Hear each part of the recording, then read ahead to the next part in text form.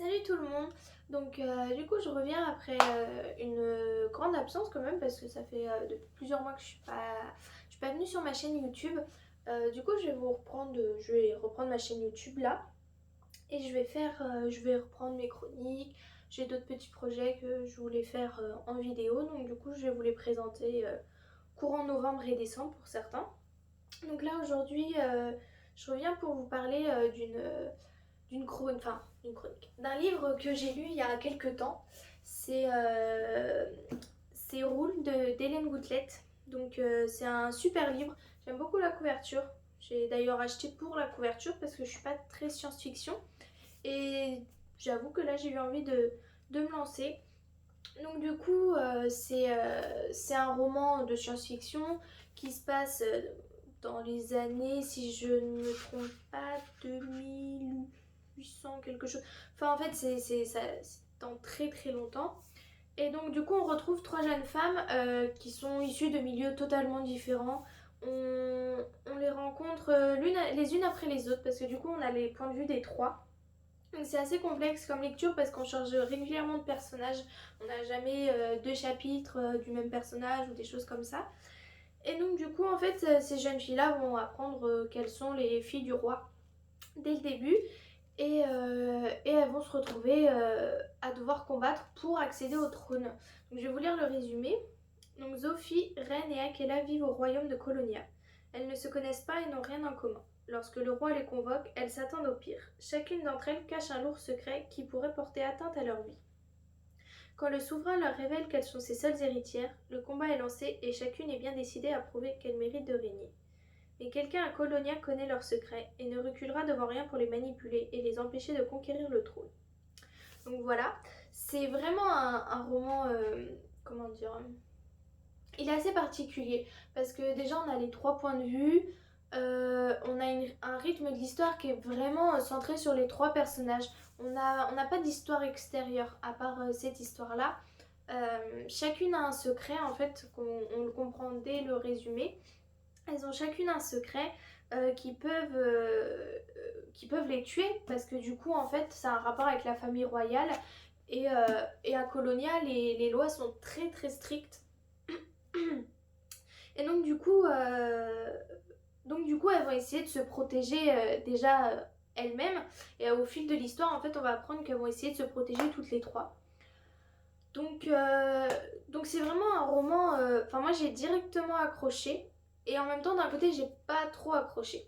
Parce que du coup les premiers chapitres sont assez longs et difficiles à comprendre. On est dans un univers qui n'existe pas, il y a des choses qui sont décrites qu'on ne connaît pas. Donc par exemple les filles peuvent faire des arts.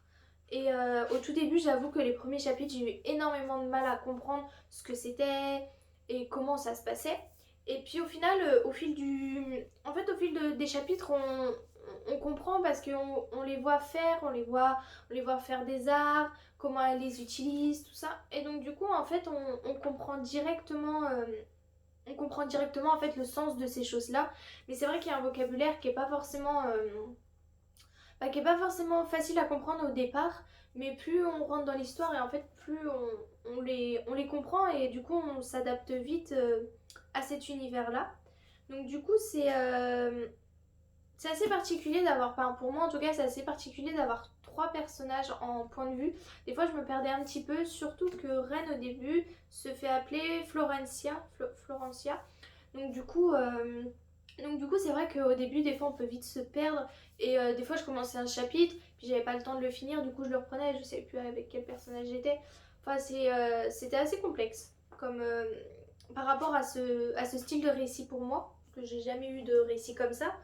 Mais autrement, j'ai beaucoup aimé l'histoire, elle est super intéressante, surtout qu'on est quand même un peu dans une critique de la société, que ce soit dans le livre, mais aussi pour nous, parce que enfin, en fait, l'auteur parle d'une société où les apparences, ce qui est fait, ce qui est dit, en fait, c'est très important, et surtout à Colonia, dans la capitale, parce que les filles vont se rendre compte, en fait, que tout est secret, tout est mystérieux, les gens font du chantage, les gens sont hypocrites, et ils sont égoïstes aussi parce que quand il faut...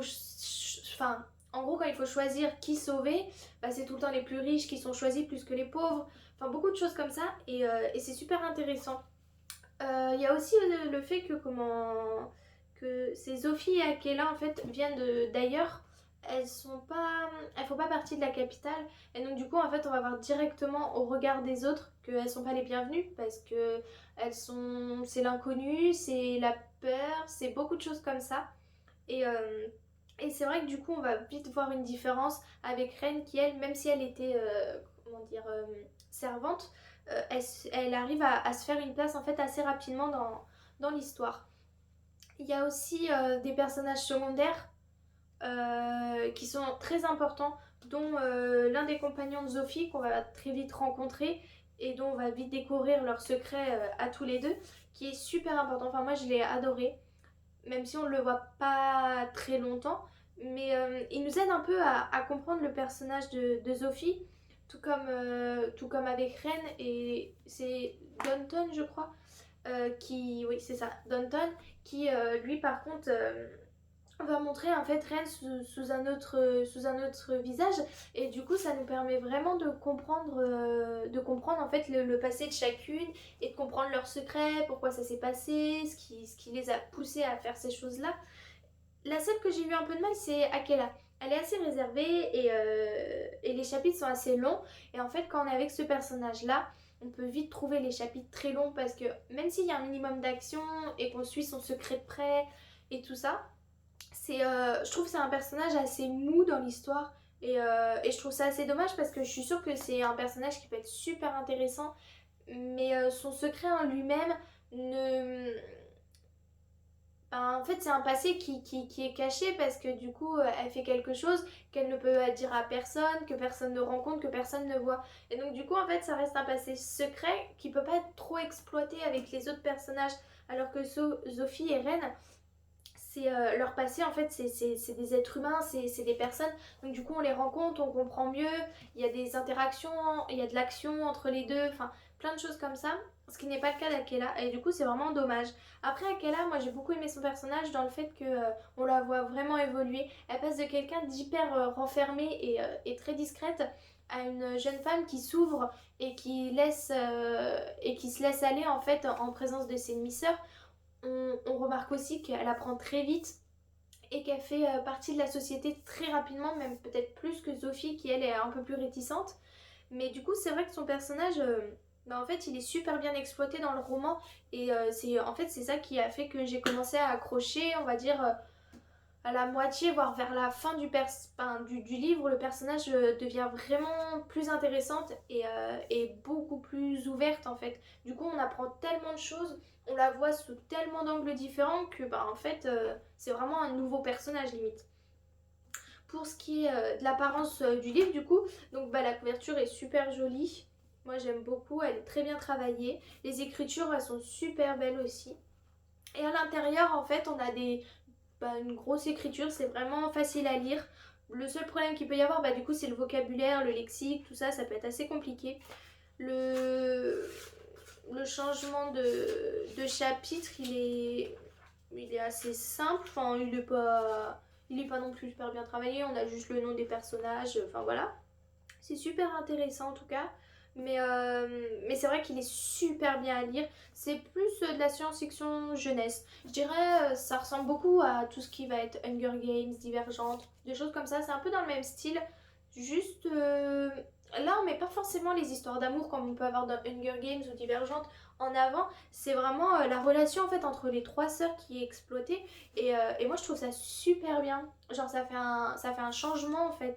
Moi qui suis pas trop science-fiction, j'ai adoré ce changement et qu'on s'intéresse plus au lien entre les sœurs, enfin entre les demi-sœurs, un lien plus familial qu'un lien amoureux comme on peut retrouver dans beaucoup de romans maintenant. Là, c'est vraiment centré sur ça. Même s'il y a des petits passages pour les filles qui rencontrent des hommes, des femmes, enfin voilà, il y a quand même, c'est quand même en fait le lien familial qui est le plus exploité et j'ai trouvé super intéressant. Bah après dans toute l'histoire, j'ai accroché tout du long. Même si au début c'était compliqué pour moi de me plonger dedans vu que j'ai pas l'habitude de la science-fiction, j'ai vraiment accroché. En plus la fin, elle est juste horrible en fait parce que du coup on se retrouve à... comment dire? Bon, on se retrouve en fait sans réponse. Enfin, même si je m'attendais à la scène qui va se dérouler à la fin, que ça se passe comme ça, c'était... Enfin, pour moi, dans ma tête, avec tous les indices qu'on avait eus, je me doutais qu'il allait avoir quelque chose d'énorme à la fin. Mais du coup, en fait, on finit sans les réponses, en fait. Elle retourne à la case départ à la fin, et du coup, bah, je suis restée un peu bête. Après, il y a un tome 2 donc je me doutais bien qu'on n'aurait pas toutes les réponses. Mais je pensais qu'elles auraient quand même plus d'indices sur le mystérieux messager et qu'on se retrouve pas en fait à la fin à tout recommencer à zéro en fait, à devoir tout retrouver et tout ça et c'est vraiment important. Enfin, c'est vraiment frustrant surtout, c'est pas important, c'est frustrant. Et, euh, et dans l'ensemble en fait, on a aussi d'autres personnages extérieurs qui sont super intéressants comme la tante par exemple avec qui on passe énormément de temps, on rencontre son passé, même si elle n'a pas beaucoup de dialogue, elle a une place super importante dans le bouquin et du coup moi j'aime beaucoup ce personnage là parce qu'elle paraît super froide et du coup en fait tous les doutes vont se diriger vers elle et en fait au final on se rend compte que les apparences des fois laissent supposer des choses qui sont pas vraies et on se rend compte que dans cette société-là, à Colonia, il y a beaucoup de méchanceté, d'hypocrisie, de manipulation, plein de choses comme ça. Et en fait, bah, on se rend compte que c'est pas un monde super idyllique comme tout le monde peut le penser. Du coup, enfin, moi j'aime bien parce que on exploite vachement la science-fiction maintenant. Et quand je vois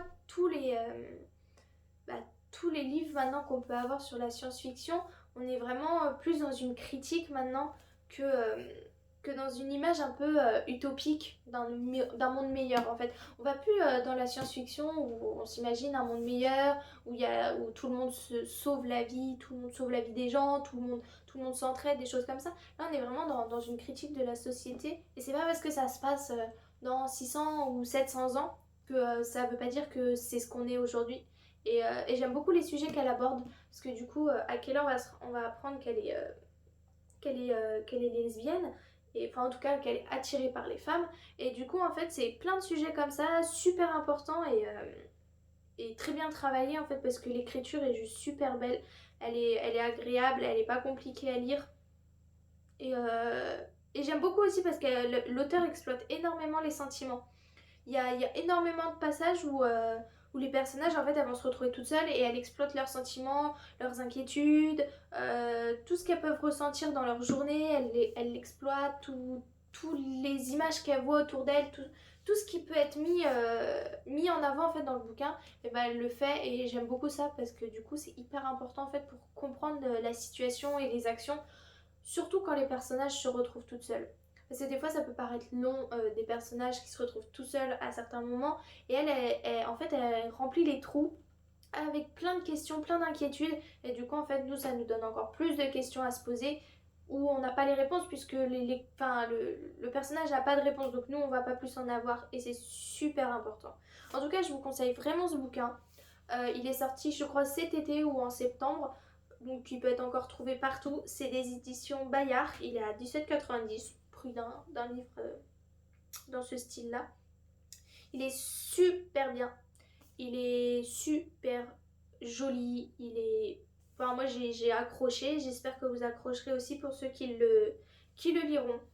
Donc voilà pour cette chronique. Je pense revenir toutes les semaines maintenant pour faire une vidéo sur ma chaîne. J'espère que ça vous plaira. Je pense que je vais revenir la semaine prochaine avec une chronique avant de vous parler de mes projets, puisqu'ils ne sont pas totalement terminés pour certains. Et j'espère que ça vous a fait plaisir de découvrir ce bouquin, que certains iront le lire. Et je vous dis à bientôt.